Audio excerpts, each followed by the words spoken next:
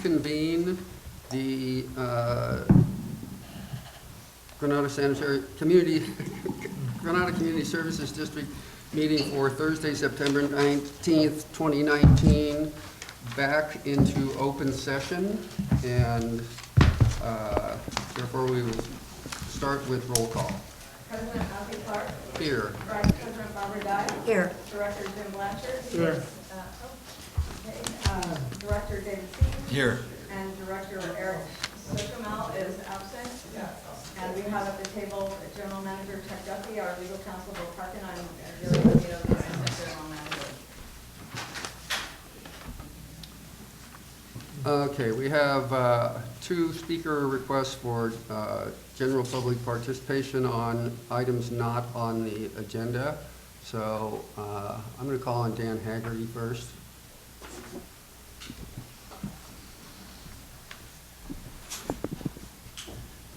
Good evening, directors.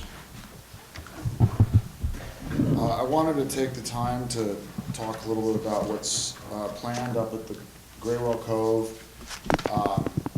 County, Caltrans are planning to have a stoplight, pedestrian activated, I guess they call it a hawk system, where pedestrian activates the button, the light turns red, crossing.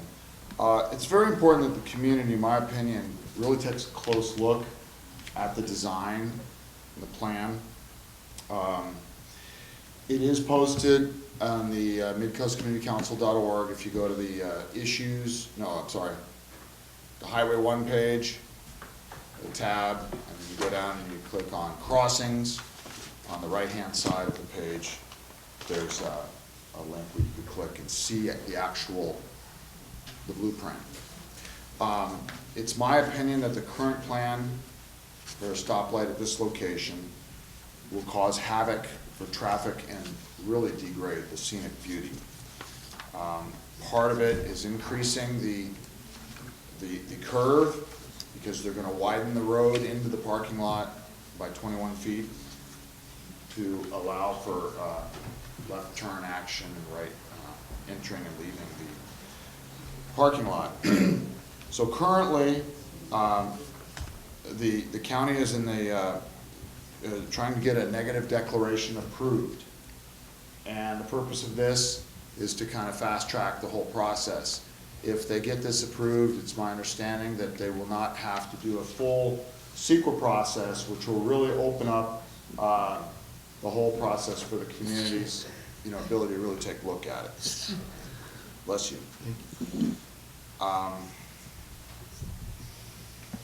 So I'm going to read some statements from the negative declaration. It's from page 7 and 8 of part 1. If you can find the link online, just Google negative declaration, Graywell Cove. It should come up pretty easy. But there's a part 1 and a part 2. So you click on part 1, you go to page 7, and it says, findings and basis for a negative declaration.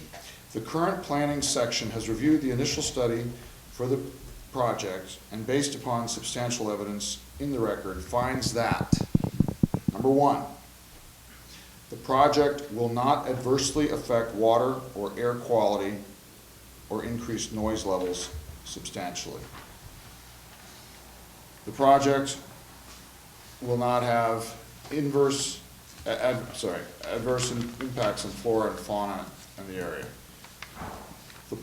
This is 1.3 is where I take issue clearly. The project, it says, project will not degrade the aesthetic quality of the area. I believe that's absolutely false. Point 4, again, absolutely false. The project will not have adverse impacts on traffic or land use. So that's clearly not true. And so I could go on with some other items, but those two, point 3 and point 4, are the biggest issues that I have. And I would like to invite the community community members to challenge those points, to challenge the negative declaration. And by challenging the negative declaration, you're not going to be stopping the project, but your action may allow for the full CEQA process. That's what we want as a community, I believe. With so much at stake here, I believe the community, deserves this. So, if you're inclined, I'd like to ask you to challenge at least those the two statements, item 3 and item 4, and you can email the planner. His name is Michael Schaller, and his email address is mschaller@smcgov.org. You can CC our supervisor, Don Horsley, at DHORSLEY@smcgov.org. And it would be a good idea to let the Midcoast Community Council in on this too. So midcoastcommunitycouncil@gmail.com. How am I doing on time? Oh, you're over. Okay. So let me just Well, ask, when does the comment period end? Thank you. Very important question. It ends 5 p.m. next Friday, September 30th. So we're all, as a community, we have two ways out of here. We have 92 and Highway 1. And we know that on the sunny peak use days of the beaches, that already, Highway 1 is jam-packed. We've seen backups all the way to Lindemar and, into Moss Beach. Now, I really invite you to look at the plan and the way they have the turning action, and it's just gonna, reducing the size of the parking lot, you're gonna find people are gonna be coming in with an invitation to pull into the parking lot, circle it, find out that it's full, and then have to come back out and stop traffic one more time to leave the parking lot. So, I think it's a big issue, and I hope that the community, will really consider taking a look at this and taking some action. Thank you. Thank you. All right, next is Paul Kelch.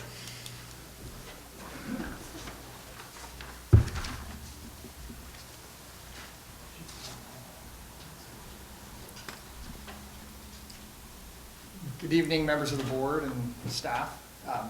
My name is Paul Kelch, and I'm here as a member of the PAC and primarily as part of the pump track task force at Quarry Park. So anyway, I just wanted to bring this up regarding recent conversation I had with Sam Hertzberg of San Mateo County Parks, and he was saying that he had talked to their parks director, and they're thinking now to say, here's the space to do the pump track in Quarry Park and let us do the build. And, basically take it from there. Now they want it to be a legitimate build, said no back of the napkin, so we'd have to do any, whatever design or approvals and permits and that type of stuff. But I was hoping, but it's definitely got to be, this agreement would have to be made by, members of the board or staff. It's definitely beyond something that, me and Rick and Michelle Dragony can do. So that's what I'm asking, about that. And I really feel this is a good way to go. I mean, there is more responsibility, but I think there's a responsibility that we desire because we can utilize our volunteer force much better.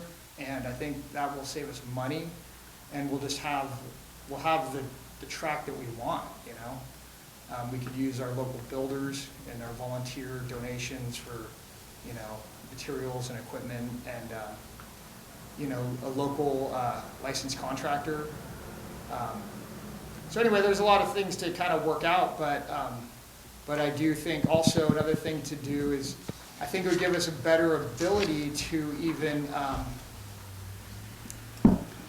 keep the track more essentially to be used by locals, you know? I mean, there could be that aspect taken into consideration too, you know?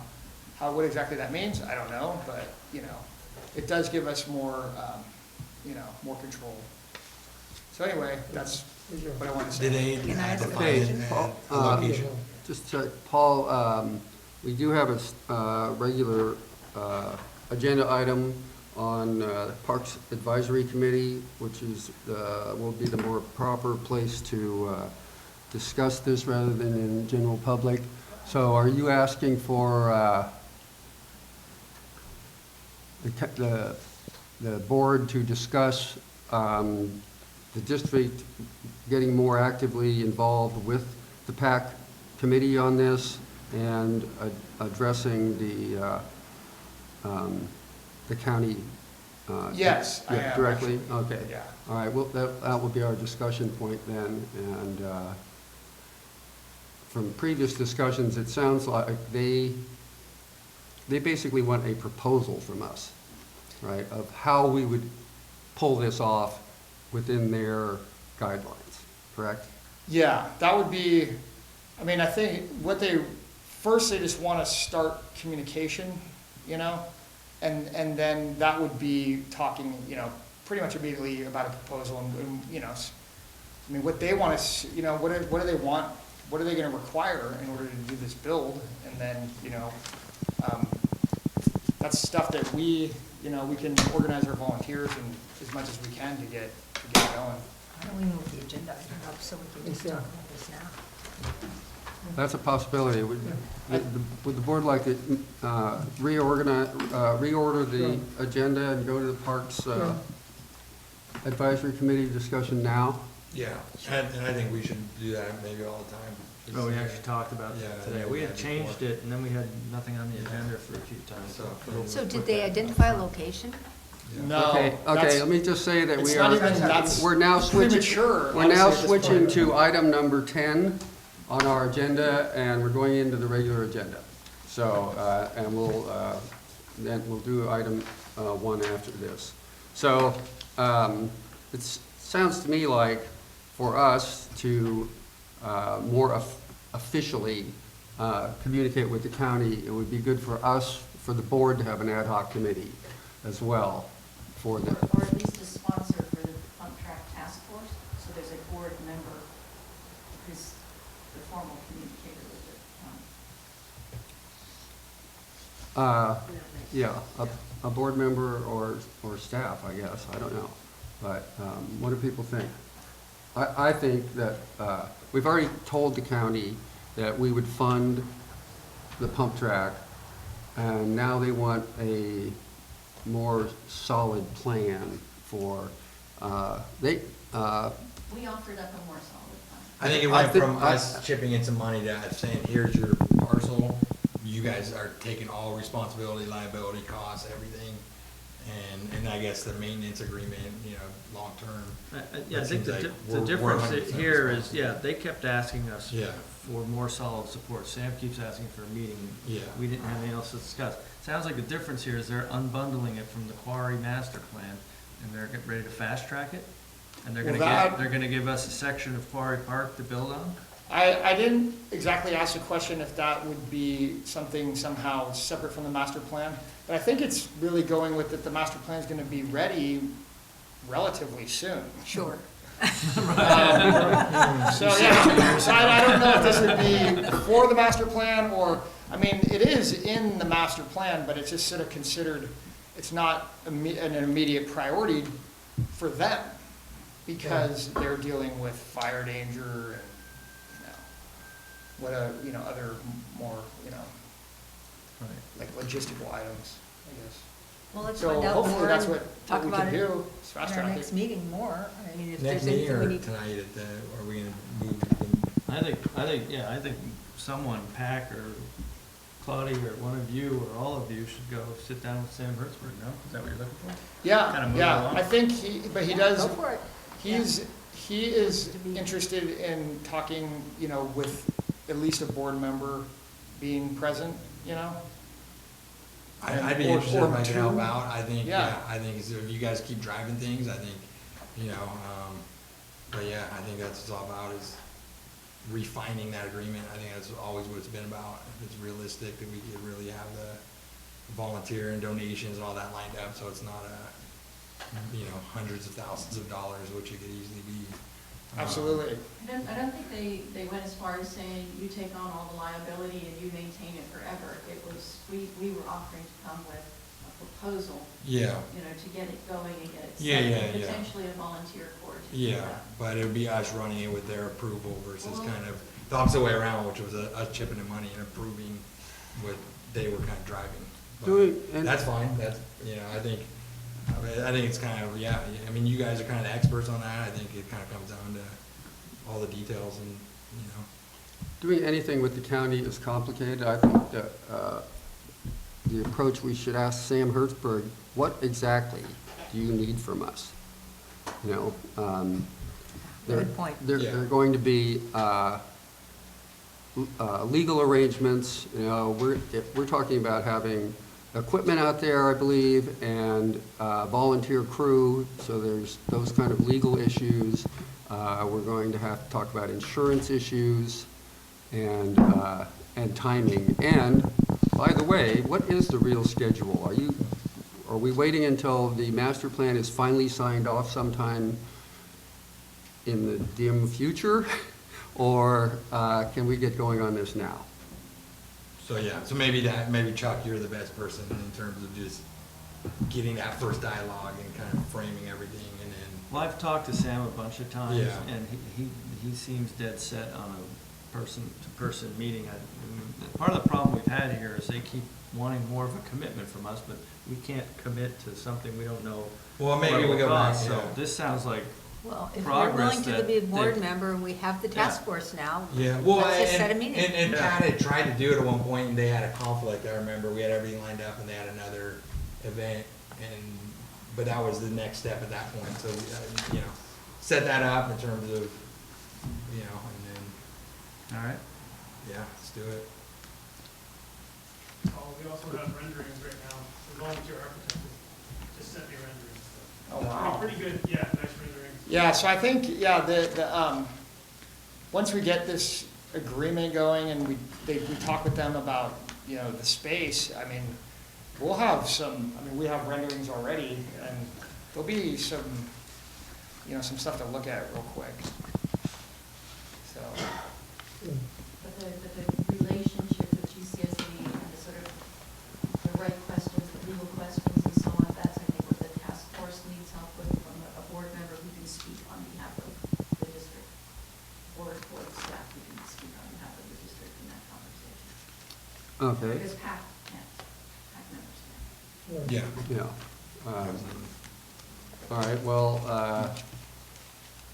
we have a volunteer on the board. great. I don't think they realize how much faith we have in you guys in terms of. And, I think it's like. so, you have a three-person ad hoc or task force, right? Yes, I talked to Michelle too, and she's all for this. She's gonna Okay, make it so, tonight, and Rick's here, so. Do you think, Paul, that we need to try to arrange to have all of your task force, the PAC task force, as well as our board member and perhaps Claudia, go to this meeting? I think so. That's ideal. I'm all for that. Okay. I have someone in mind who probably could arrange this. Claudia. Yes. Yes. Okay? Yeah, because I know trying to get 5 or 7 people together in the same room at the same time. is, Yeah, that was the hardest part last time. Yeah. That's where we left off, is putting everyone's schedule together. Yeah. Just we tried a couple times, and so I think maybe Claudia's the solution to.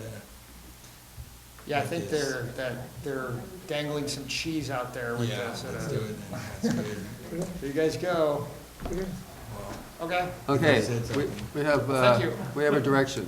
Well, thank you. Appreciate it. Thank you. You go on more with the PAC update? We might as well finish off item 10, if possible, on the PAC update, with apologies to the people that are here for item number 1. And this will be quick. Just an update on the other thing we have going besides the pump track task force. Introduce yourself. Oh, I'm sorry, Nancy March, Chair of the Parks Advisory Committee. So I'll give you an update on the survey, and then Claudia has a real quick update on our watching brief on the CUSD property. Our survey was mailed on the 6th of September, arrived, I know, at the EG post office, if you get your mail there on last Monday and Tuesday. We have been socializing, trying to drive up the response. The day it arrived, I spent an hour and a half at the post office, waving it at people inside, asking them not to throw it in the recycle bin. The next day, Claudia put up a notice in the post office saying, watch your mail for the survey. We have an online link we put on Nextdoor Tuesday and Thursday this week, and we'll bump it twice more next week, which is starting to see an uptick on the online surveys coming in. Today we posted a reminder in the post office. By the way, in case you haven't seen it, it looks like this. This was the newsletter with the survey inside.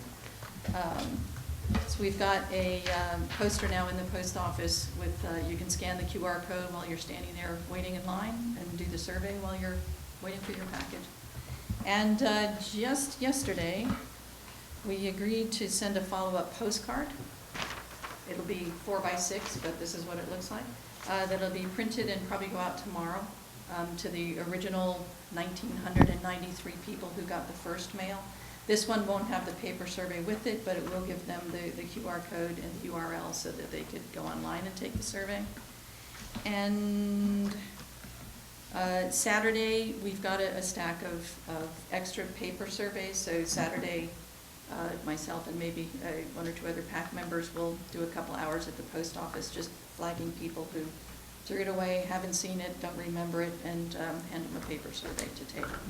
So far, we have, and the survey window closes a week from tomorrow, Friday the 27th of September. Although I was gonna ask, because, so I'm, I know my neighbors hadn't received it. Last time I talked to them, I never received anything. I check every day.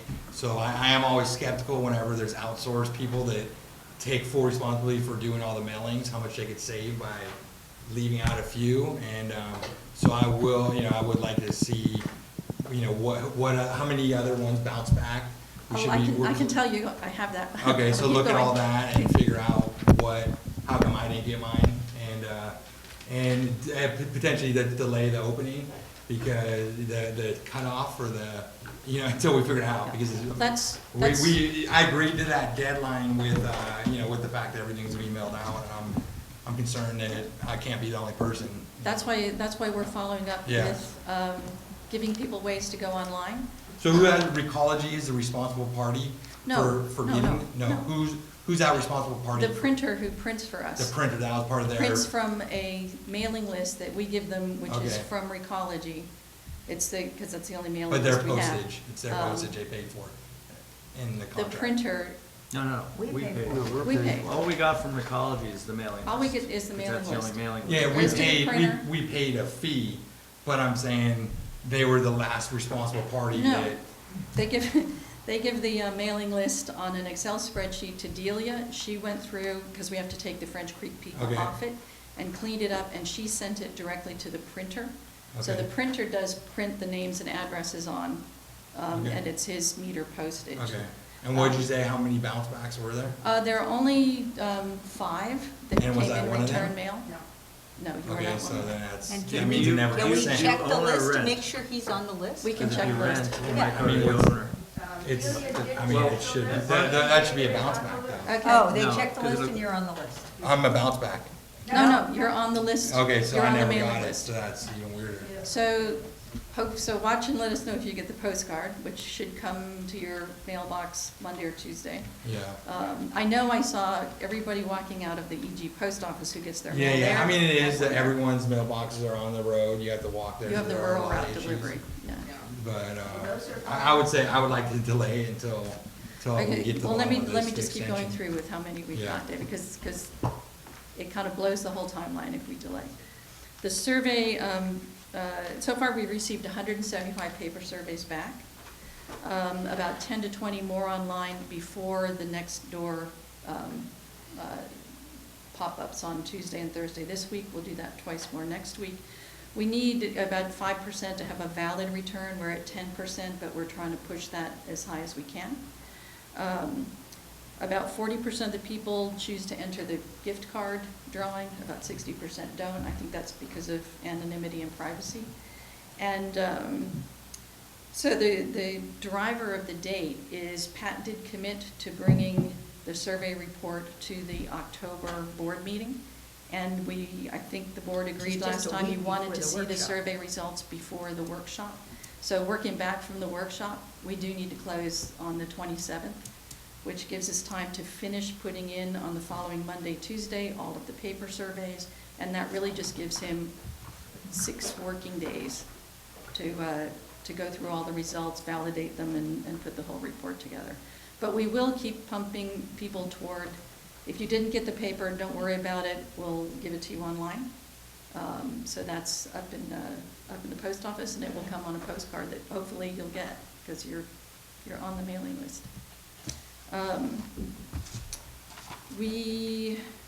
So with that timeline, we are on track to deliver the report at the October board meeting. But he doesn't have a lot of time to go through and put the report together with all that. It's a lot of data in the survey, so it's a lot of data to crunch through. Basically the 3 topics: Burnham Park, recreation, and the community center. So it's going well. Yeah, sounds great. The Congratulations, everyone involved. Half Moon Bay Post Office reliability notwithstanding. But we're aiming to try to get at least 400 in. So we're about halfway there. Super. And we do have the date committed with the school. We have the date committed with the school. We're working on a very detailed plan for that evening to keep people highly engaged. We have put that date out in the newsletter, so it is on the first page of the newsletter as well, with the reminder about the meeting. And in our plan, we And on would the be- postcard, is there a meeting reminder as well? No. There should be. Is it too late? It is too late, and because we just had the idea yesterday and we're getting it printed tomorrow, so it's just pumping the survey. But the postcards are cheap. We can send out a postcard about the meeting in early October, and it saved the date. Claudia has... Just a couple of comments. Claudia Marshall, rec coordinator. David, the 5 that I handed to you, those have addresses that I have scratched off or marked off at the back of the Gazette that were mailed. Nancy's husband did some dumpster diving on the first day that they arrived at the post office. All 4 recycle days. Yeah, and then I did some dumpster diving the following day and Whoa. retrieved some more. And a lot of people, they just trashed them. About 35. About 35, so not a lot, but enough that's why there are addresses crossed off the back of those. But those are for you and for your neighbors, and if you need more, let me know.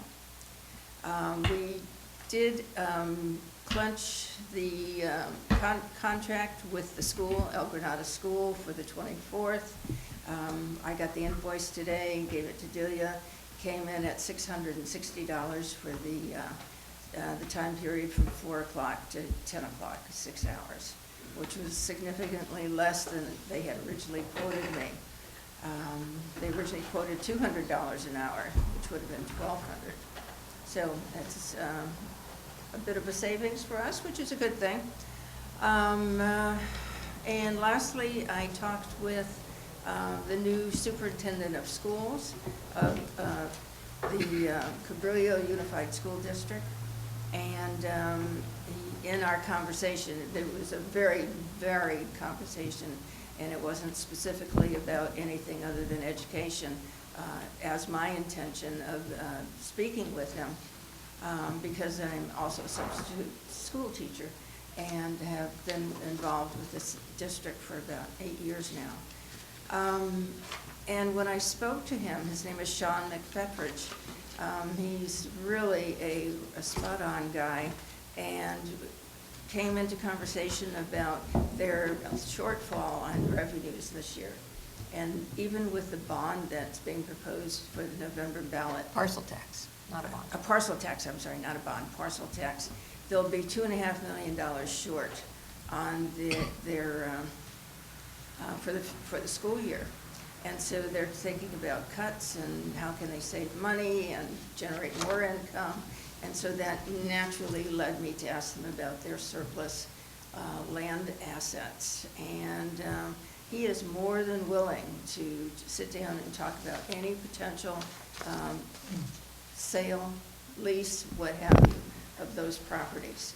So we have a nice opening there down the road if we want to follow that further along. So we can put that in the back burner, in the back of our heads, to start thinking about that. Thank you. Thank you, Carl. Thank you. That's great. It's great. I want to thank you for all the work that's gone into this and the organization, and I just, yeah, that's great. Thanks. It's great to have you on board. Okay, that was item 10. Now, we will go to item 1, which is the,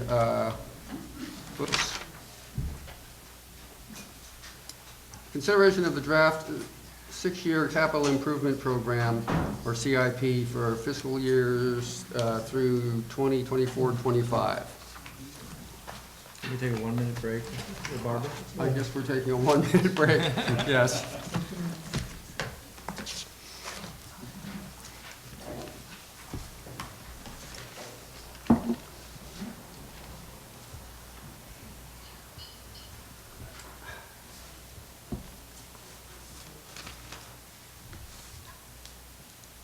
Did you pause us or no? Did you pause us? Yes. Oh, okay. So you can say anything you want. Session, Matthew? Oh, yes. Steve, we're ready to reconvene. Thank you. We're back on. So, yes, item 1, consideration of the draft 6-year capital improvement program for fiscal years through 2024-25. And Chuck, I thought you'd probably start this off. Yes, I'll just give a brief. So we've had our district engineer, John Rayner from Kennedy Jenks, prepare this 6-year CIP.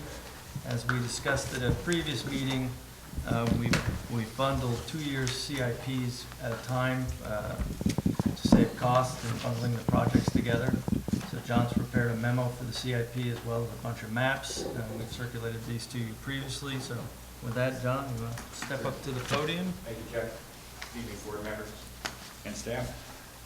I think you've had a chance to review the draft CIP that we prepared, and I can go through that, give you a summary, take 5 or 10 minutes, or I can try to respond to questions you might have, or we can look at the individual maps. I think for the community, it might be good to have the summary. Sure. Quick summary. Okay. I mean, I know everyone's tuning in to see the details of the CIP. Yeah, I mean, we could be here for a long time. A quick summary. Well, as Chuck mentioned, we've combined, well, first backing up a little bit, we were looking at spending $200,000 approximately each year for a CIP. This $200,000 construction project for sewer rehab is pretty small, and there's economies in scale if we combine 2 years at a time. So instead of 6 one-year projects, we are proposing 3 two-year projects. And the unit costs that we use in estimating the cost of the projects was based upon the last CIP construction project that was done replacing sewers in 2015. And we took those prices and we escalated them to come up with estimating prices for this CIP. And then we looked at which sewers do we want to consider including. And so we had 5 sources that we looked at.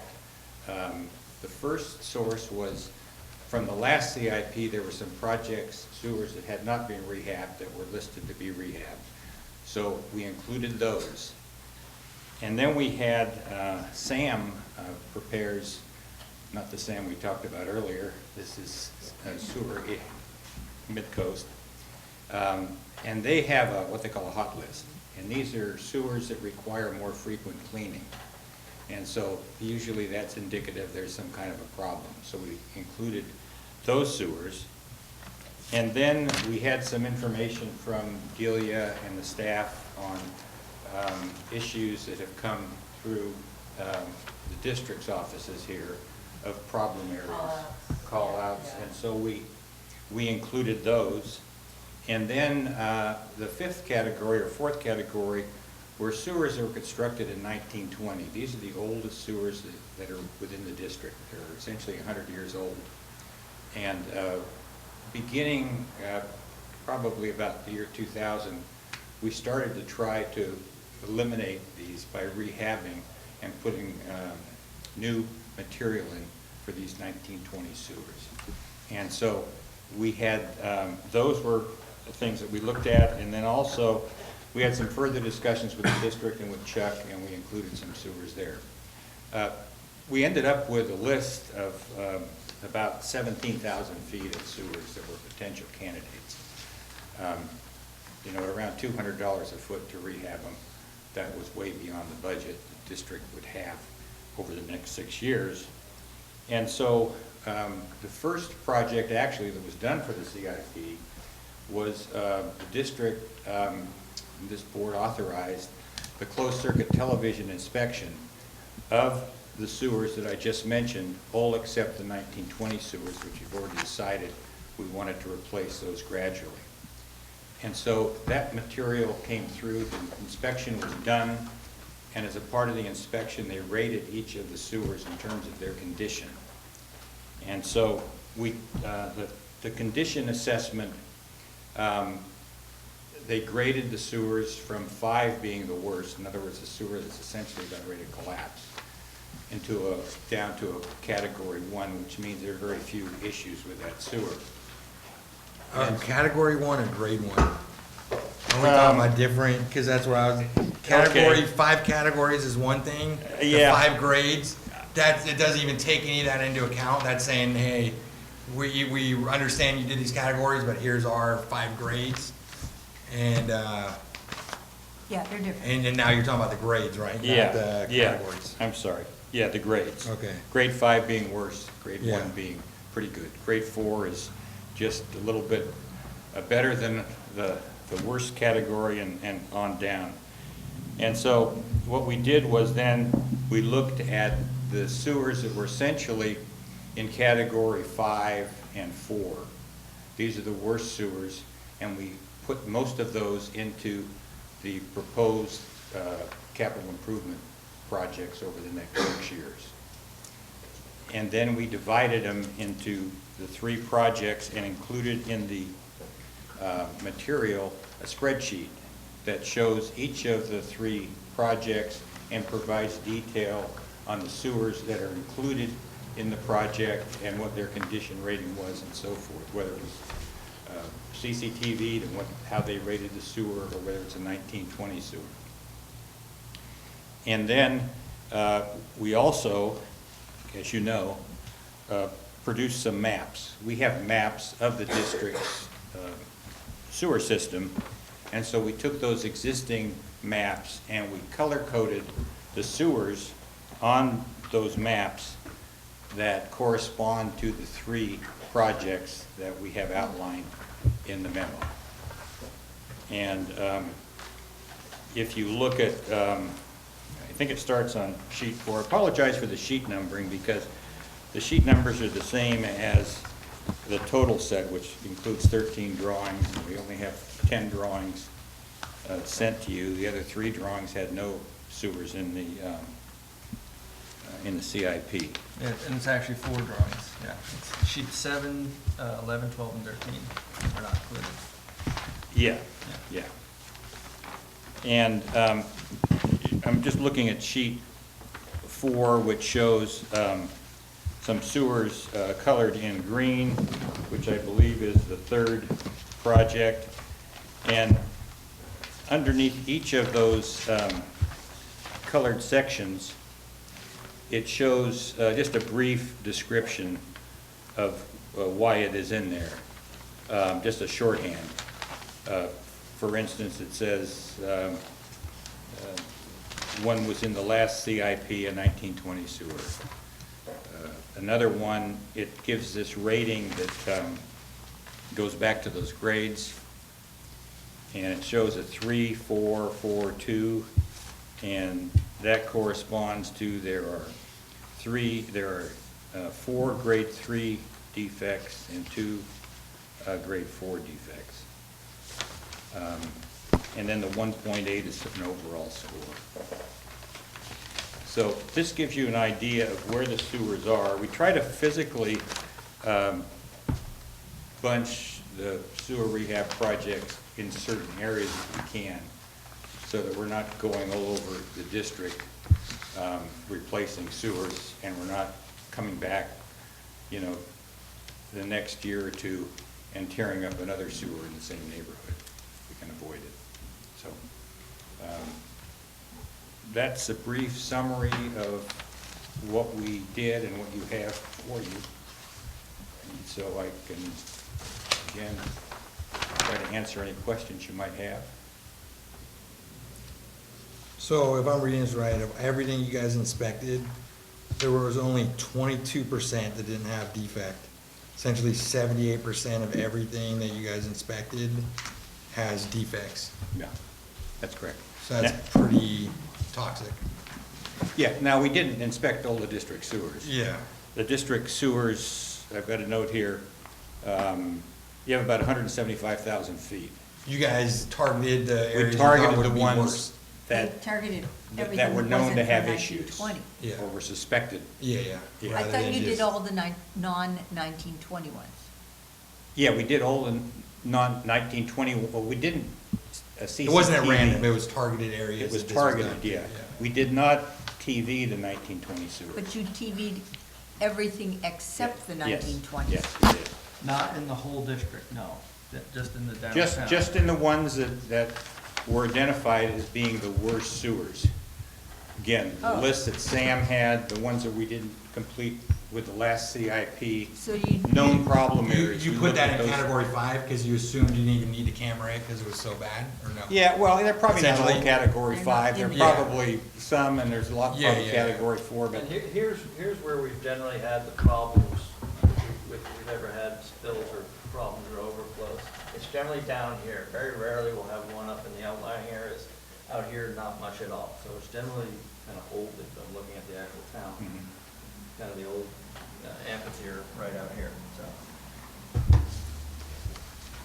And a statistic on the 1920 sewer, since I have it right handy here. We had, in 1999, about 11,000 feet of the sewers. There are about, not quite 6,000 feet left, and this CIP, proposed CIP includes about 2,400 feet of those 1920 sewers being replaced. And let me clarify something on the grades as well, the rating, if you will, of the sewer main. You know, John said a grade 5 can be a collapsed pipe, but it doesn't have to be. It doesn't mean it's in danger of imminent collapse. Obviously, if we went through and saw something in danger of imminent collapse, we wouldn't wait for a CIP, we'd go out and fix it right now. And to your point, David, you know, 22% don't have the defects, but the last 3 defect grades aren't substantial. You know, if you looked at clay pipe, it's clay pipe that's been there 50, 60, in some cases almost 100 years. There's going to be a little offsets. Just as minor defects is not kind of a damning condition on the sewer main itself, so.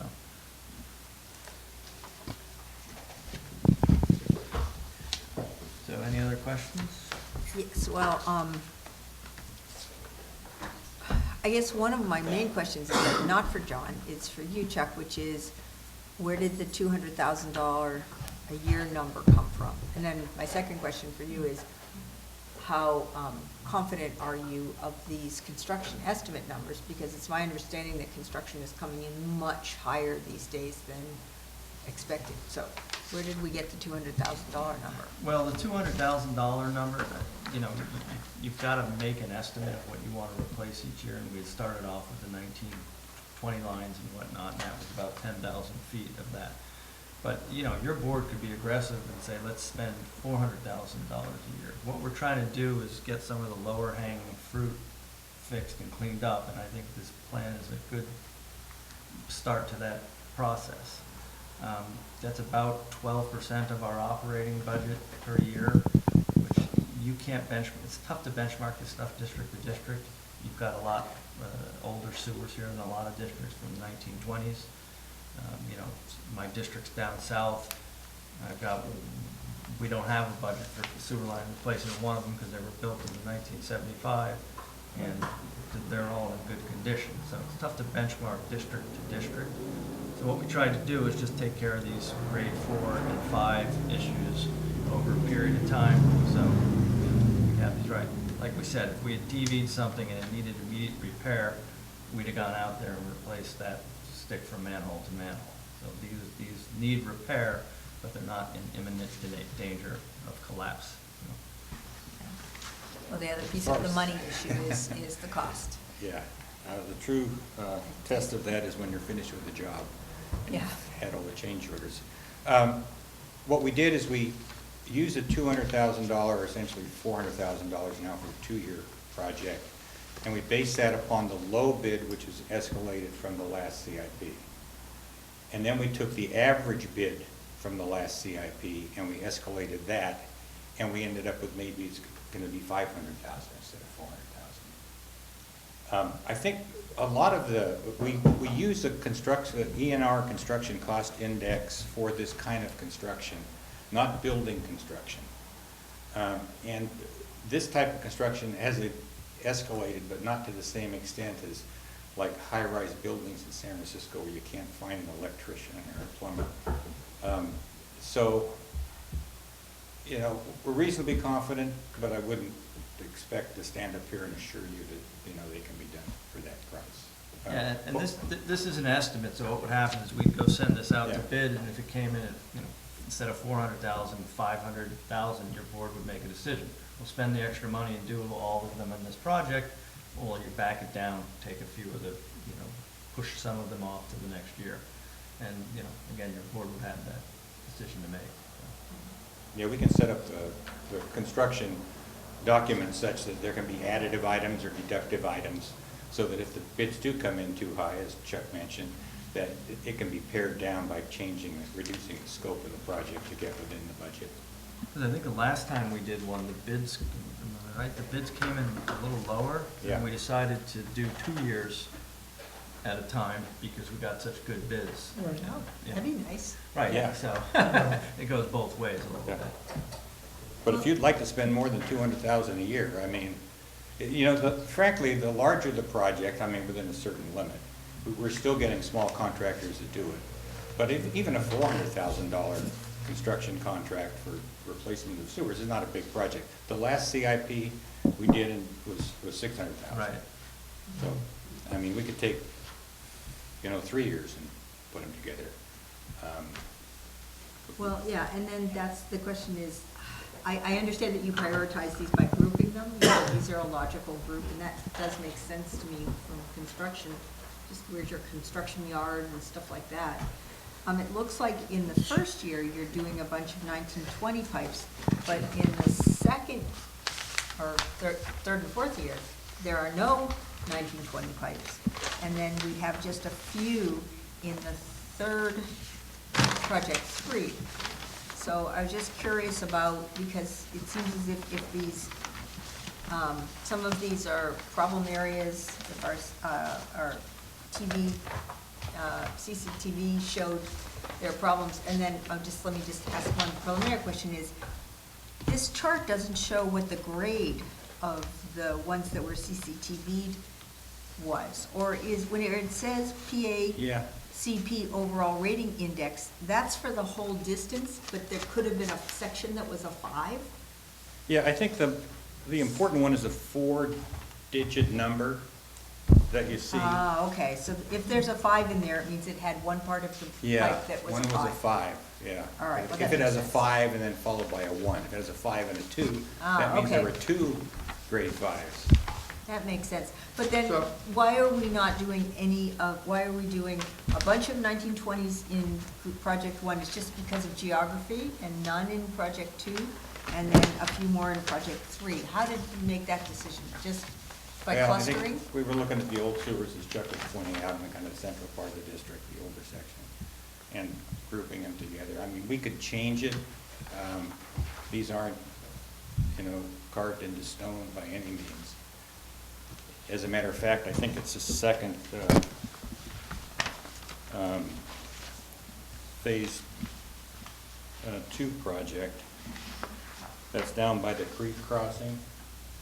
Down near Meadow Creek. Yeah, Yeah. it's got some bad sewers, and they're in the So second. that was the section we were talking about outside those condos we were discussing. Yeah. So the pipe that comes in front of those condos, not the one that serves it, that comes in front of the condos, over the bridge and down the Yeah. street was in bad shape.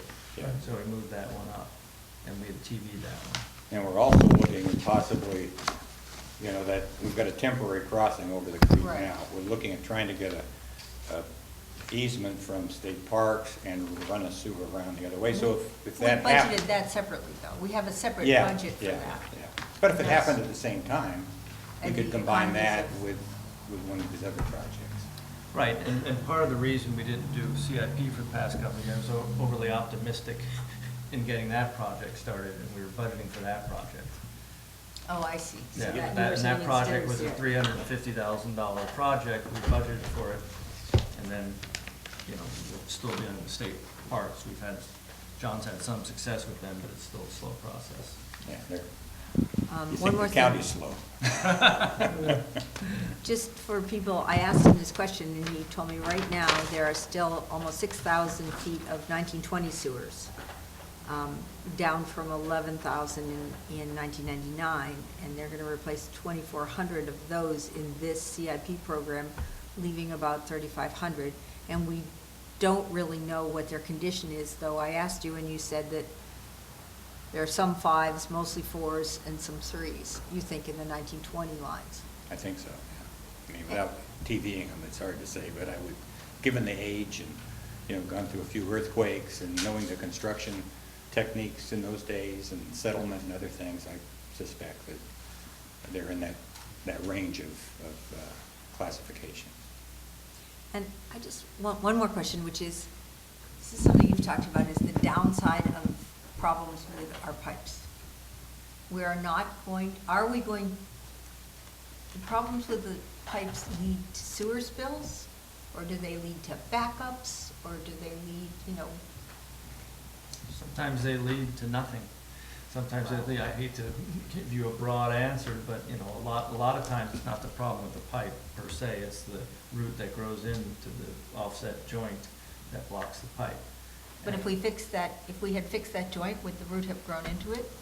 It's difficult to fix some of those joints. They've now got new spot repair things that they can do, but at some point in time, you're replacing the 1920 pipes just as a matter of course, That's what I wanted to know, is, Yeah. is this an emergency? It sounds like no, mostly. Well, again, if we saw This is something that just was an good management. emergency, Yeah. We'd we'd fix it. go in and fix it, and we've done that in the past. We've said, hey, this thing is really offset. We've had some pipes that are like that. You find that out, you go in and you can't spot repair that, and usually you just want to take out the whole stick anyway and redo it, so. That's the slang for Actually, the sections of pipe are sticks, but, yeah. I gotta There's know the multiple- sewer, gotta there's learn the multiple sewer sticks slang. between manholes. And So- what's the total percentage of the entire system that was part of this limited survey for being camera? Oh, I don't know off Well, the top of my head. Dave. Roughly, No. I mean, Yeah, 5%, 50%? well, we have 175,000 feet Okay, and how many feet total. is here? And what do we do? Let me see if I can. One. Unfortunately, I'm in between lenses here.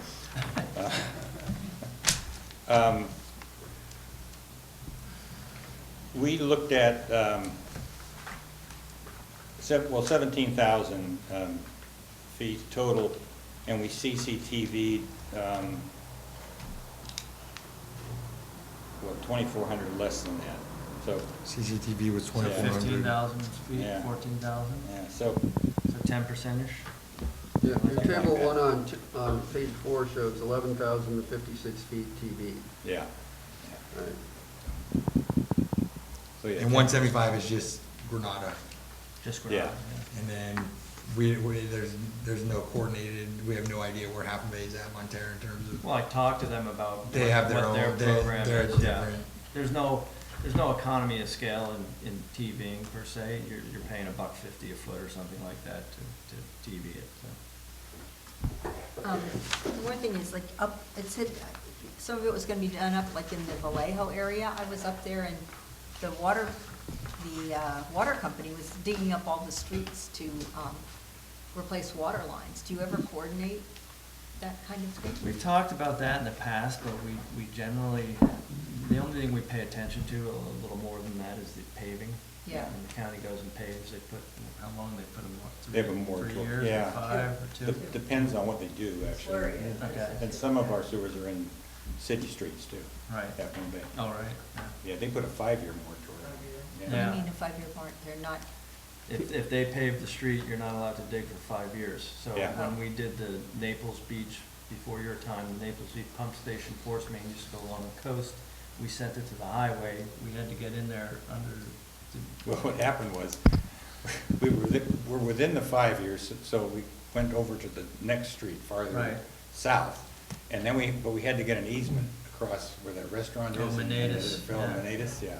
Okay, it's a long story. Anyway, it drug out so long that by the time I looked and said, wait a minute, the 5 years is up. We can go down the street we wanted to. Yeah. So, anyway. So we went back onto Roosevelt. Yeah, Right. right, Yeah. yeah. but they are talking about doing a whole bunch of street surfacing over in this part, the north part of El Granada right now, right? We get a And list we- of the streets. Yeah, Coordinated Yeah. that, yeah. and so you take that into account? Yeah. Yeah. And again, like John says, I mean, this is a 3-year, 6-year program, whatever you want to call it, you know.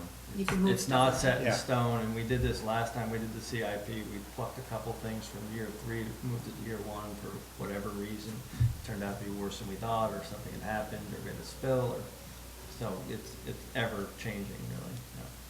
The What's this- Roosevelt Avenue pipes that we put in, we actually did it by directional drilling. So we didn't actually cut the whole street up. Is that less per foot? Yeah, but you know, that was a force main. You can't, it's hard to do with a gravity sewer because you have to hold the grade. Right. Unless you can, you know, it's pretty steep, then you can, you know, account for a few, you know, being off the grade a little bit, as long as it's pointing, you know, in the right direction. On the cost, you did all the escalating and additions to come up with, and I thought, wow, because I am well aware that generally construction prices are skyrocketing in the Bay Area. But when I saw that we came in for 6 to 8 inch sewer at 207 a foot, I thought, boy, I hope it's not more than that. But did you apply the same number all the way through, or did you factor in 5 or 6 years toward the end? So that, We based it, we based it on the middle point. So we used the same number for the first project as well as the third project, but the escalation was based upon the midpoint of construction, assuming the escalation is going to stay about the same. And one of the things, when we do replace the sewers, we also replace the laterals that go into the homes up to the property line cleanout. So it's in there, and there's also some manholes that are going to be rehabbed as part of this too, but the majority of the money is obviously in the sewers. thank you, that was my next question on how far do we go with the laterals? So it is to the property line. And Chuck mentioned this already, but I want to make sure I understand this. If you have I don't know what the longest distance between manholes is, 200 feet, say. Longer stick. Huh? A long stick, yeah. If there's a grade 5 spot in that, the procedure is to still go manhole to manhole, correct? It depends. In some cases, we just gone for a spot repair, not usually, but sometimes if the rest of the line is in really good shape and it can be repaired, you know, just with a spot repair, that's sometimes, we've got a few of those included in here. But for the, generally, we replace the whole sewer line. Uh-huh. It's a judgment call based on the CCTV. So like if it's a 1920 sewer, we'll just replace it manhole to manhole because you're gonna do it anyway. Right, yeah, it's got to be a good assumption that that VCP from 1920 is now mush, right? It's surprising sometimes, so. Yeah. Yeah, Yeah. we TV'd a whole bunch of our stuff from 1945. It was clean as a whistle, and I was shocked. And then, Well, I think it's, yeah. But you guys. This is the flatter part of town, I think Right, that's. and we have, and one of Yeah. our districts is the same as this, they got the eucalyptus trees. And Ah. those things are just, yeah. Mhm. Yeah, they're They're terrible. magnets for the roots, the ukes love it, so. Are we doing any rehab by lining, or is it all new pipes?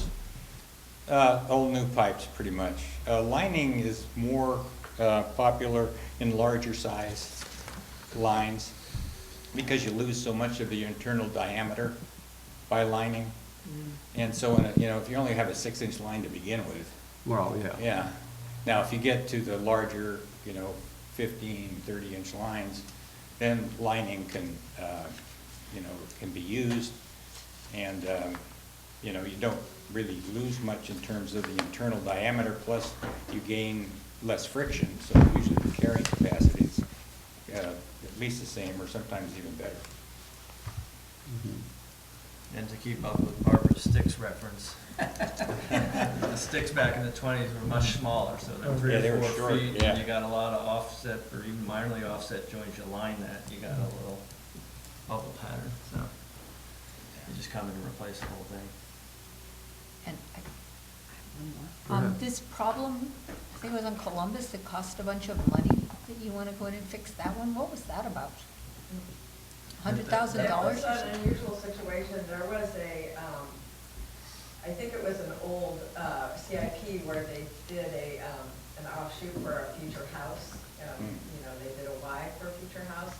And it should have been capped, and it never was, and there were roots coming in. It was at the top of the hill, and it backed up the line, and it went downhill, and it flooded the house below. That was on a decline, and the clean out, I guess, because of the level or something, there was nowhere for it to go except for right into the house. And it was, yeah, not a very good situation. And we've been meaning, you know, I've been concerned about that for a while. They've been going, Sam has been going back and cleaning it out, making sure, because it was a roots. It was all a big old bunch of roots that's grown right in there. What a really unique situation. It is It's a very, one-time it was thing. a very unusual. We were all shocked. I couldn't believe that there was a Y there that was, you know, we didn't know it was there. Sometimes there's things in the ground you just don't know until you start digging. Yeah. Take a look. This pipe finder's a backhoe. Yeah. Thank you so much for answering, coming and answering all these questions. Yeah, I mean, my question is, like, with this project, flexibility is so important, the bid doesn't really matter, it's about the schedule of change order values in terms of getting it down to price per square foot for the asbestos pipe and all the different, you know, things in advance, and treating it, like you said, once you have that all lined up, going systematic, and, you know, you put the camera in and you go and you make the decision, and then you go to the next decision point. You know, And they've done, yeah. I mean, you're seeing a very small section of what Kennedy Jenkins. Yeah, did. but I'm just saying, this is one of those projects, if you, because he started off talking about economies of scale, and that's where I feel like structuring the contract where there's options and the change order schedule values is defined, I feel like that's more important to us, because the biggest option we could have is flexibility, and not be committed to having to replace, you know, all this pipe, because that's what we agreed to in the contract, versus, hey, you know what, this looks, now that we put the camera down and this actually looks pretty good, let's only do a spot right here, you know, and so that's where I'm getting at. in Yeah, terms of no, so we pretty that much flexibility know is- what, yeah. and there's not a lot of change orders in this kind of thing. You get change orders when you lay new pipe, and you don't know where Yeah. you're digging it. You know, we just did a job where we turned out they hit sandstone. Yeah, I mean, I just look at asbestos, that's a big, because then all of Yeah, a sudden, are and they none of gonna have these to are- bring in yeah, none a of the- third party, Yeah, you none know, of these are asbestos contractor? asbestos. We've got some, Yeah. is the 65, is that transite probably? Yeah, it's Yeah. asbestos. So we've got asbestos Yeah. in those, so once we start touching Yeah, those. but that's what I'm we're getting at, is defining all those things. Yeah, so we know these, you know, as much as you know anything Yeah. underground, but pretty sure these are not asbestos, so. It says asbestos cement on 3 of them. Right. But the majority of them, yeah. Generally, if you was building 65, they were using this pipe called transite, and that has the asbestos in it. Okay. All right, any other questions? So, we're talking in round numbers, 200,000, 400,000, and so I get the sense that that's arbitrary. And you said, what, it's about 12% of our operating budget every year? Yeah, and I don't like to use the word arbitrary in a public meeting, but. Well. But yes, you can pick a number, it is. Yeah, well, yeah, so we Yes. picked a number, so that means in your assessment and our engineer's assessment, the cost benefit and outcome for, say, let's double the amount of 1920 pipe we replace in the next 6 years is not money well spent. It's how you want to pace your replacement and repair of your system, I guess. And when I look at the big picture, some people get aggressive. I mean, I think that's why Half Moon Bay is building up so much money in their sewer. I don't think, I'm trying to maximize our value to the ratepayers, and we're trying to also minimize spills. And we've done a very good job of that over the past 2 or 3 years of not having many spills. So I don't want to go out and start spending $1 million a year, and we get, who's it benefiting? It's not protecting the environment nor helping our ratepayers. I think this is a good, solid program, kind of on a long-term basis to replace the worst sewers in our system, and then move on forward from that. I thought we weren't having any spills for like the last 2 years. Yeah, there's been, I hate to say 0 because I might forget one, but yes, I don't think we've had any. We would have known, I would have known, right? Yeah, well, Sam celebrated the 1 year, and then the next day they had a spill. Yeah. So you don't talk about But I that. can't remember if it was Granada or Half Moon Bay. So, yeah. Our last one was in October 2017. Okay, October 2017. And So. was it small or big? I don't remember. All of ours are generally Very small. small because the flow's not enough, and thankfully we're not on the ocean once we solve that other problem. So, Which was a sand problem. yes. But they were Backed big, up into our. they were big enough they had to be reported. Well, you have to report everything. So Even there's category. even the 2-gallon ones? Even the 2-gallon ones, Yeah. category 1, 2, and 3 now, so they've changed that a little. Yeah. Okay. Well, I'm happy to approve this. I think when we get the numbers back, we should look at it again. No, what's gonna happen is if your board approves this, John will start the design process, get the design out, we'll put it out to bid, we'll get the numbers, and then your board will have a chance to look at it. And at that point, we could expedite it if we wanted to. Yeah, you can look at the prices and figure out, hey, this is good, let's do more, let's do less, it'll be up to you. Okay, Okay. all right. Thanks very much, John. Thank you very much, thank you Thank you, very John. much. Thank you, Sherry, for putting up with them. You got dinner. It's tough enough being married to an engineer, and now you have to attend these. At least this is very periodic. Well, you were complaining you weren't here a lot, so we might step that up, John. I'm a staff member you don't know. Yeah. All right, good to see you. All right. Item number 2, consideration of Sewer Authority Mid-Coast-Side Wastewater Management Specialist Proposal.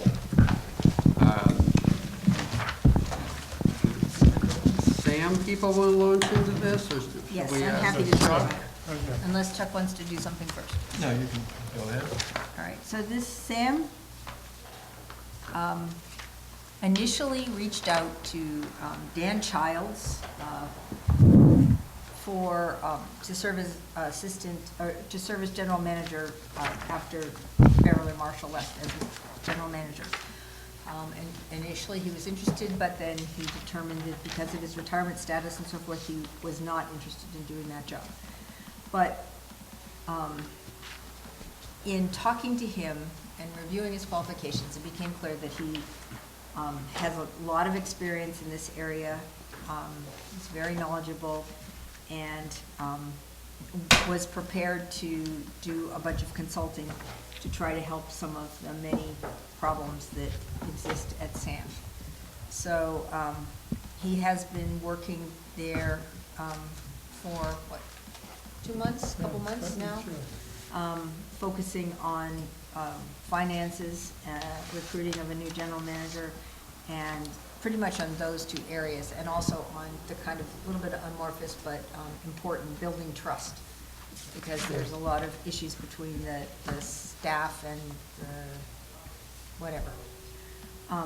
We don't have to vote on anything tonight. I talked to the acting general manager today. So far, they have paid first invoice from Mr. Childs for $30,000, and the SAM board authorized another $50,000, which will take it through the end of October. Those funds will come from the existing SAM budget. Will not require a budget amendment, because right now there's no one receiving the engineering salary, because the SAM engineer is serving as acting general manager and is receiving the same salary that the previous general manager received. So no, there's funding in their salaries to fund this. So we don't have to vote on that. The SAM board already approved the $80,000 that's going to be spent through the end of October. The plan is to bring back a more detailed proposal. I've been frustrated with these proposals because even though there's a lot in here, there's not a lot of really specific deliverables or milestones and so forth. And so the intention is to bring a reduced proposal, probably in the neighborhood of $200,000 to $300,000, that would go through the end of this fiscal year. And that would address almost entirely the finances. And as you probably know, the financial situation at SAM is still, it's finally really improving, but they still don't have the 17-18 audit, let alone the 18-19 audit. There's just a lot that needs to be worked out there. So this contract would focus on that, on recruiting the new general manager, and some of the process, trying to work out the process control management program, which is not a computer program, it's not an information system, it's just working with people and trying to get some of the collaboration and the processes going better at SAM.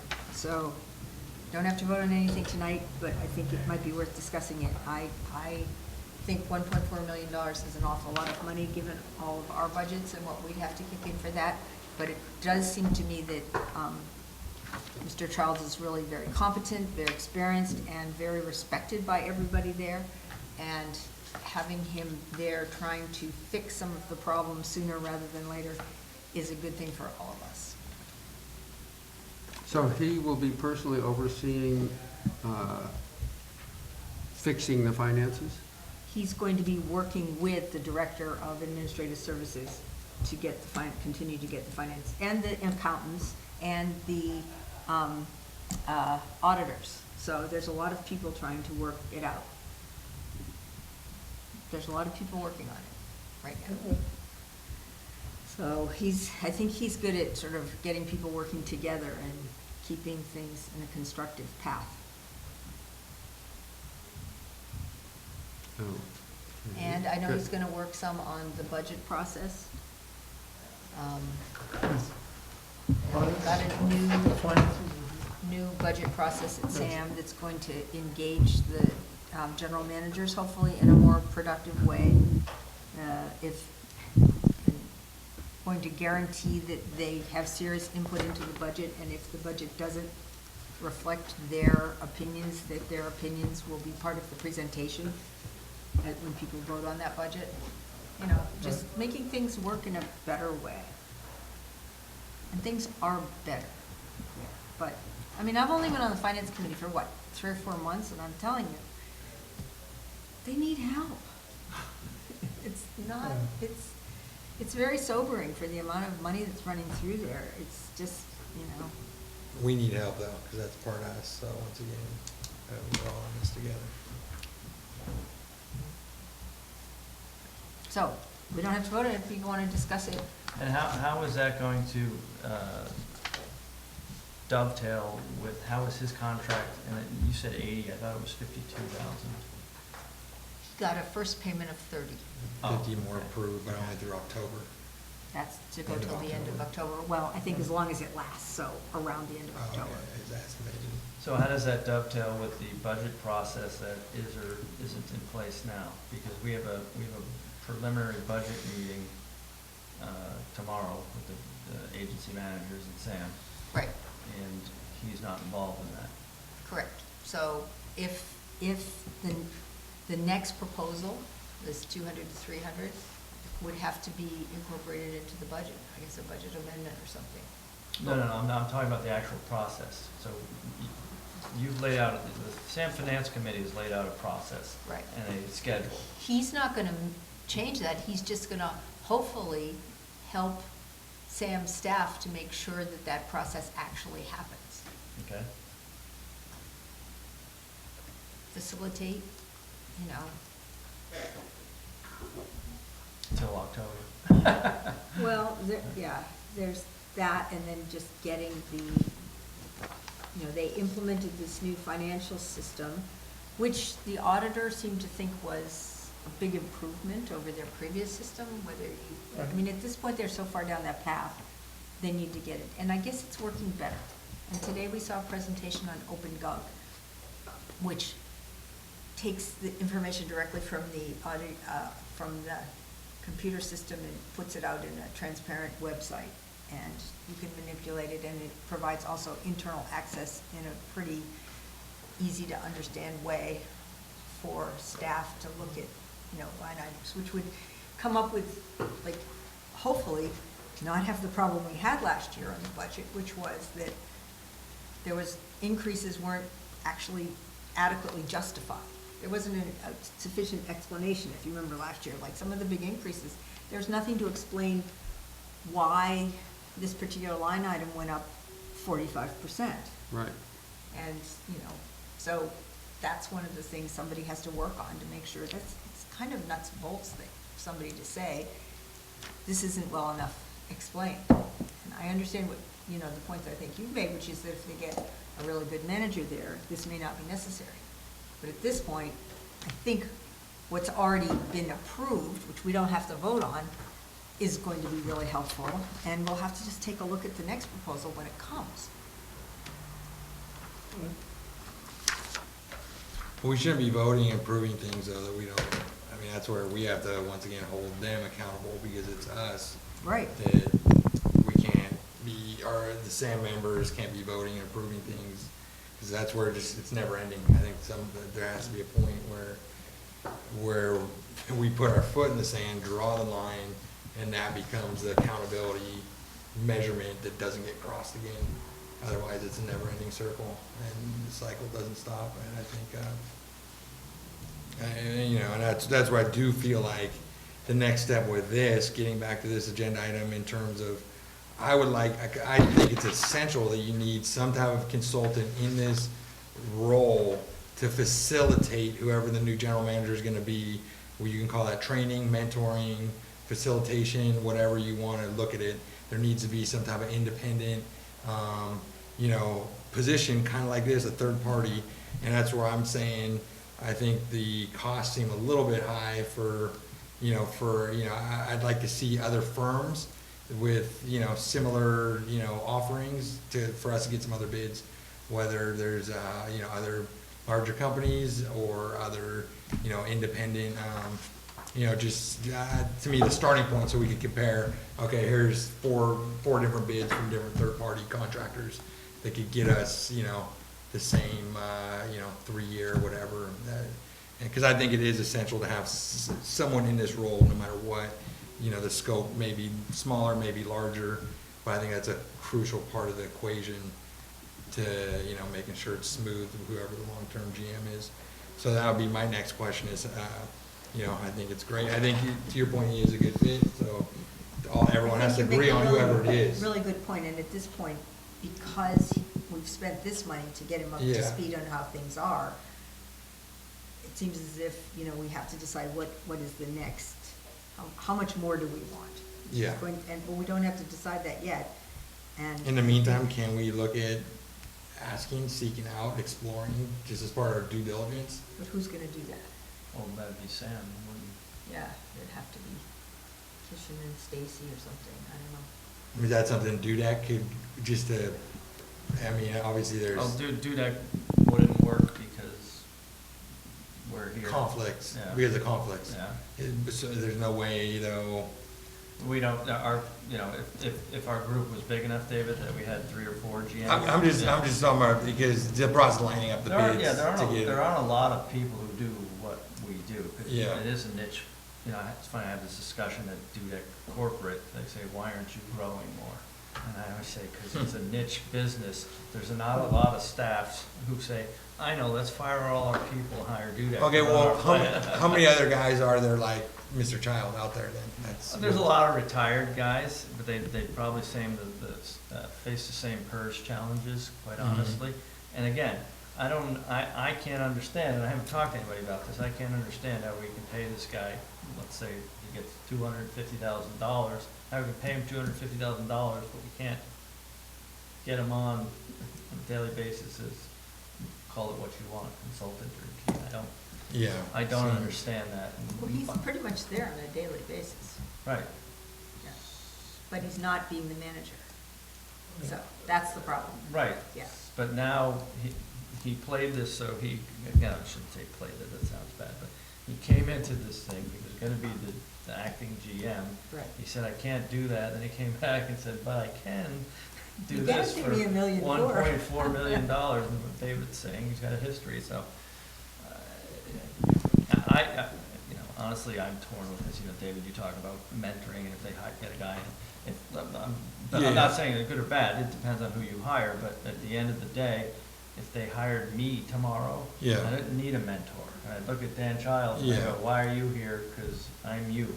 Yeah. I'm the same guy. I have as much experience as he does. Yeah. So I just look at it as, I don't know. I just call it a facilitator to basically be kind of a sacrificial lamb for the new GM, whoever comes in, Absolutely. so that they can walk out into the sunset and say, hey, I got paid, I got my money, and, you know, and then that new GM takes over and smooth sailing. That's the only, and to me, I see real value in having a third party and having the flexibility of, you know, maybe, then that's where maybe 3 years, maybe it's 1 year. But you that's know, what I'm saying or- is, yeah. the next thing that's gonna come is something through the end of this fiscal year, so not even another year, like Yeah. another 6 months. Another 6 months of it. Right, and I don't, you know, At 50 grand a month, Yeah, that gets expensive. yeah. Yeah, I can't see Sam paying a new GM Yeah. while still paying 50 grand a month for someone to tell the GM how to do things. right. And while we're doing this, we're not focusing on getting that new GM. Yeah. Though he is, that's one of the things he's actually actively working on, Right. because he's helped reach out and find the I just recruiting keep- firms. Right, until the end of October. Yeah. That's the problem. I feel like it's almost gonna be death by 1,000 cuts now. We won't approve the 1.4, but it's 50 here, 200 till the end of the year, Hmm. okay? So, Well, no, I mean, that's a lot less than 1.4. I mean, I think, and it's a lot of money for I agree. 4 months.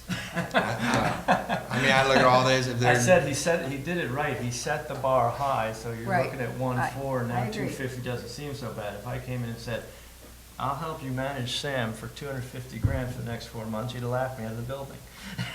But you said it Yeah. so. so, And I think Dan is obviously well qualified, I think he's got the confidence of all the board members, it's just a lot of money. I completely agree with that, You know? so. I have some questions and comments. First, it was, during this presentation, were you able to ask questions Yeah, at the end. at the end? Well, under finances, one of the, I guess it's here because it's a problem area, is finance signatories. What's that mean? I think there's an issue right now there's definitely an issue of segregation of duties and who signs what. It's something that needs to get resolved. Just checks and balances for You mean- Yes. dual. You mean there are dual check signing? different, people at different desks sending out money in different directions? No, but there are proper ways, and I'm not. Managerial accounting controls. Yeah. Well, I sent Barbara an email on this, so when we approve a bill down south, our treatment, I'll use our treatment plant guys. Our treatment plant guys get a bill, they sign off on it, they do a purchase order, they send it in. Jeff Pate, my operations manager, looks at it, checks it off, I check it off, Paula writes the check. So we just had 4 eyeballs, or 8 eyeballs. They don't have. On that one bill, and, you know, Sam has the same capability of doing that, they just have to put that process into place. I see. And they would argue that they need more staff, and I just explained how our smaller staff does it, so. Yeah, and that's something to resolve. It's Right, an issue absolutely, that's been yeah. raised.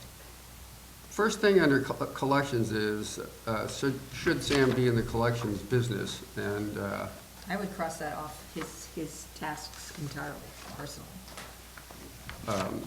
yeah, well, Sam is in the collections business, Yeah. and so And that's, if the member agencies decide they don't want them, they won't be in it. yeah. But the practice of one-year contracts for collections is absurd.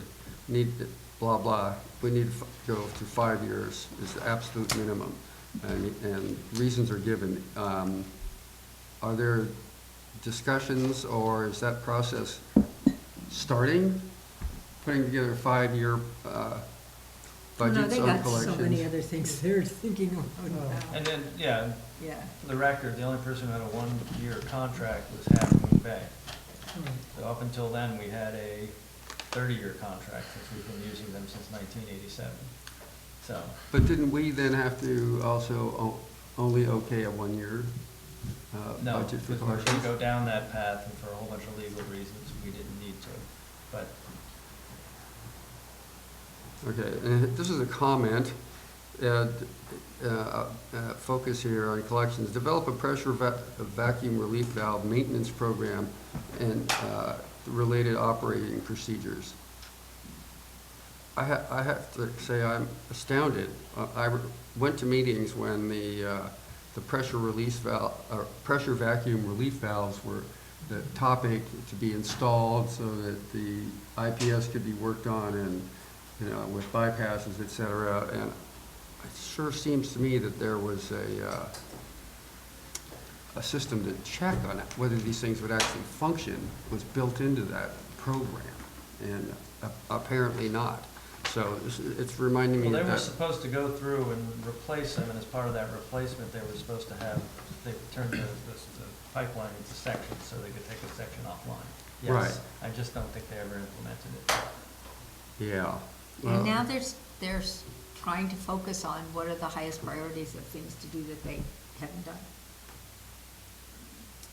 Well, consider when that electrical bus thing went out because no one realized it needed to be maintained. I know. And that was an expensive, nasty surprise. I certainly think this should have some priority, because when those things are needed, they're needed. Right. Yeah. And that's where I don't think it hurts to have somebody from outside going, hey, somebody who knows the business. Yeah. But this is our discussion we're gonna have with the 5-year CIP. And again, I hate to keep repeating myself, and this stuff is so simple. We identified the low-hanging fruit. We did it now 6 years ago. We probably did it 6 years before that, and I've forgotten it. The low-hanging fruit is not replacing the Princeton Pump Station force main, which has not given anybody a problem, or that. The low-hanging fruit is that, because that's the stuff, once again, that causes spills. Right. It's the simple driver of every CIP. Whichever process has the most chance of causing a spill, you fix that process. Yeah. And I'll be saying that 3 years from now. Well, you were saying it 3 years ago. Go. Like I said, I probably. And then under the wastewater treatment plant, there's this question in here, does Half Moon Bay need storm flow equalization? I know that MWSD's board members that I've talked to are really hot on that Half Moon Bay should have their own, the same thing we have out here, these wastewater storage tanks to equalize flow as needed. But my question is this decision made on an engineering basis, on cost basis, or how is this decision going to be made, and who's going to make it? It should be on an engineering basis, obviously, and that was the point I made to the Montero people of, if we need storage, an engineer should figure out where the best place is. Not a political thing. I have one in mind. I got one in mind. You need one in yours.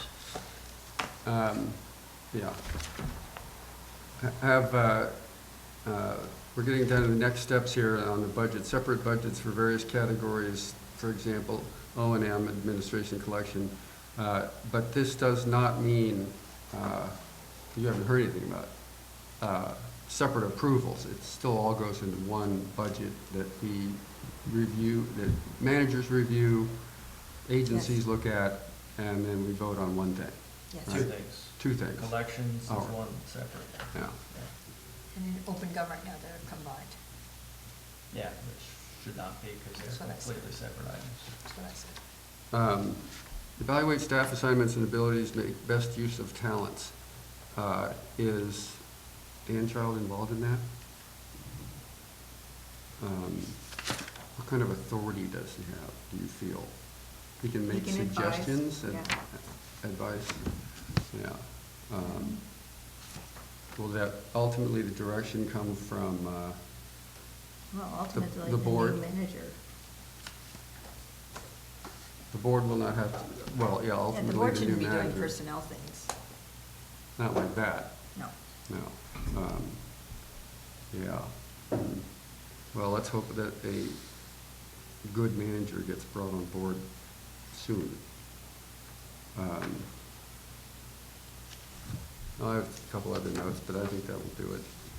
Yeah, because we're not, Yeah, we're not let's approving. face this when we face it. Yeah. And because there could be things that change.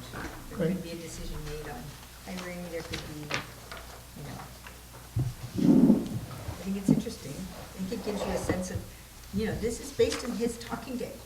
Everybody is on the same board, pretty much everyone on the same staff, as you know, various other people, and summarizing the situation there, and not so good. It's my understanding you talked to all the agency managers and staff too. Yeah. So, anything else to say on this? No? Good.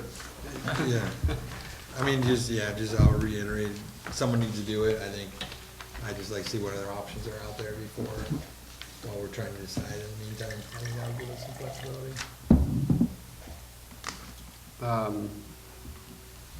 So that brings us to the consent agenda.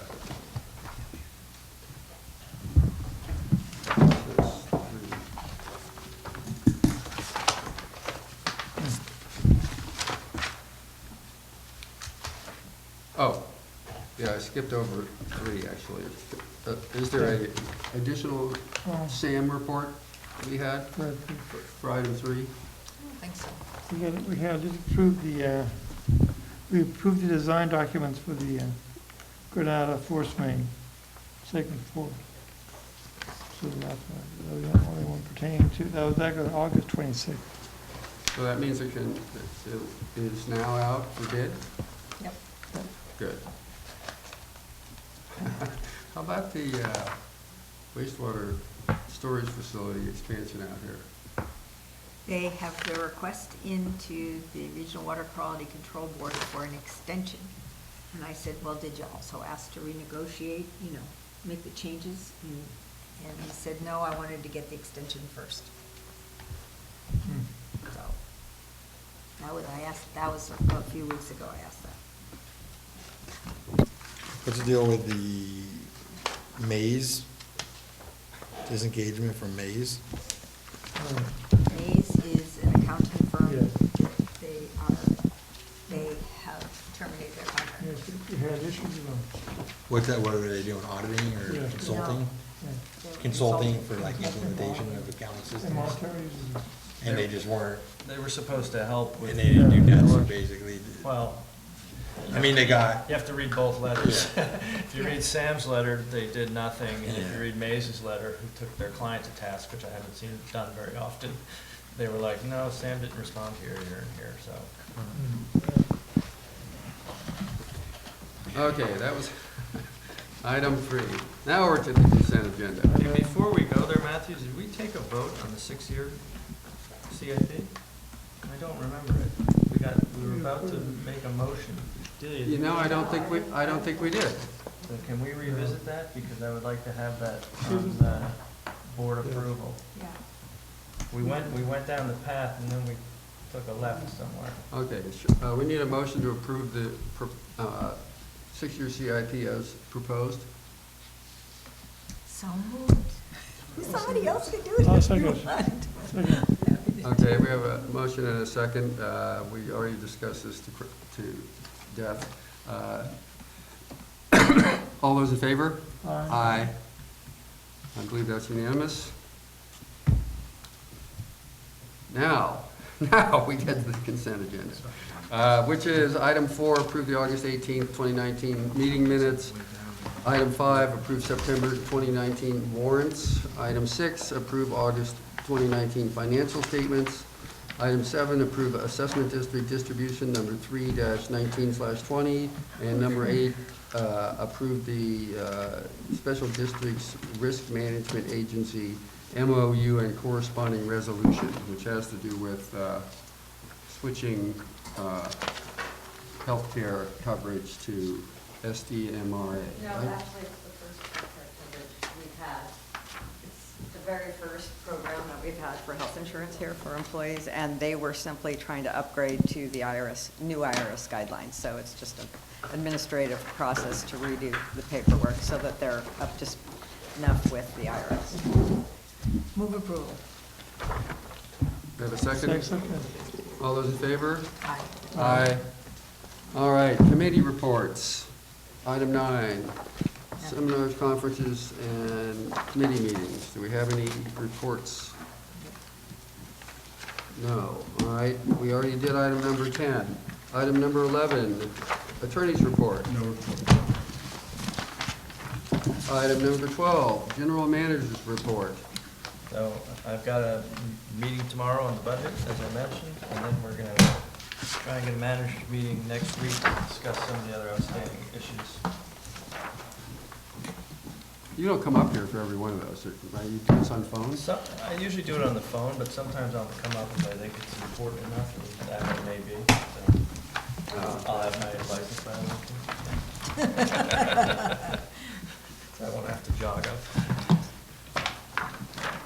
All right, item number 13, administrative staff report. Yeah, I just like to point out that I brought up the sign that we received, that was ordered for the event. Oh, nice. It's lovely. We actually have another one coming. I ordered 2, I only got 1, Okay. so I just wanted you to know. And I just as a caveat to the earlier discussion, with the overflow we had on the house with the problem with the lateral, that was actually all covered by insurance. We have a $10,000 deductible, but we did not pay the $100,000 that was paid for by the insurance company. Just so you know. Our insurance or their insurance? Our carrier was GCSD, which is. Yes, our insurance. Yeah. And I'll also mention that Delia and I went out and met Eric Updahl of the skate ramp committee and talked about those signs, and we marked the location on the ground for them. And I think they had said that this last weekend they were going to get on this, but now the schedule's rather uncertain. Have you heard anything? No, I haven't. I was gonna follow up with them. I think you originally said the 14th was the day they were gonna start. But they do have, someone who was gonna supply, or purchase all of the supplies needed, and then they would turn around and submit for reimbursement for that, so it's not gonna slow down anything, those buildings. Right. Item 14, engineers report. I think it's safe to say we had that. Item 15, future agenda items. Any comments on that? Well, as many of you may have seen, it's been a hot topic on next door about composting. The Mid-Coast Community Council decided to send us a letter without even talking to us to find out if we were doing anything about it. I went to the meeting, and Councilman Slater-Carter went to the meeting. So we're going to need to talk about composting at the next meeting. Chris Border is perfectly happy to come and talk to us about, I think that she should talk about recycling, where we are with that, potential for composting, rate changes, et cetera. And to make it clear, we already have, everybody that wants them already has large green bins that are labeled compost, but they're actually green waste. Yeah, and so we're talking about kitchen food waste in this instance. And a number's been floating around that it would cost $3 extra per month. We have no idea if that's an accurate number. It seems low because you'd have to have twice as many recycling trucks and twice as many drivers. Because by law, food waste has to be picked up once a week. It cannot be picked up every other week. We will find out. Wow. At the last meeting, did we agree that Eric would be the same alternate, or did we not? Yes. Okay, I believe so. okay, gotcha. I've never seen it in the minutes, but I think so. All right. What if something happens to everybody? Am I fourth or still no? Sorry? If something happens to every single person, am I fourth? Or am I still, do we not send anybody? Well, Yeah. you mean like if everyone dies? I mean, if everyone can't make it, you know. Well, they have had meetings shorthanded, Yeah. but, yeah, this is an unofficial thing. The existing JPA doesn't say that you're supposed to appoint alternates. So, but Montara's done it, and I don't think Huffman, they have another, they must have two alternates. They have two. Yeah, because they have two, yeah. So, All right, we have a closed session. yes, we have to go back to closed session, so. Good night. Thank you. Okay, I am, thank you, Steve.